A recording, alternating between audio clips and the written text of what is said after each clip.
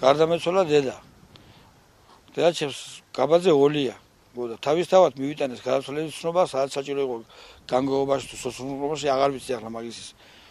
ხო და მერე არჩევნები ხო ტარდებოდა კაცო, ის ვერაც მოდიოდა ხოლმე მაგის მაშინ არ მიმიქცევია ყურადღება, იმიტომ რომ რა ვიცი ალბათ ხო და მერე ჩამოიარეს კარდაკარი დადიოდნენ იმათმა თალკე საბუთში აღრიცხეს რომ გადაცვლილი იყო ოლია გაბაძე ნამდვილად. და საარჩევნო სიებში ნახე შევამოწმე ახლა უკვე საარჩევნო უბანში ჩვენ სადაც არის გამოკლული და ისევ აღმოაჩინე დედაჩემის სახელი და გვარი. საარჩევნო ოლქში სიმშვიდეა მიმდინარეობს საარჩევნო კოდექსის მიხედვით მუშაობა სრული დაცვით, მინდა გითხრათ. გახსნილია 52 საარჩევნო უბანი, საჩხერის საარჩევნო 50-ე საარჩევნო ოლქში.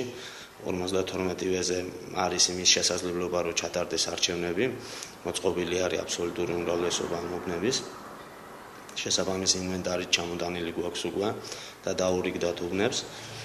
რაც შეეხება აუნჩეველთა სიებს თუ კი გაქვთ ინტერესი მაგასაც გეტყვით, რომ აუნჩეველთა სიებიც უკვე გამოკრული არის უბნებზე და შეუძლია მოქალაქეებს მოძებნონ თავიანთი თავი ამ სიებში.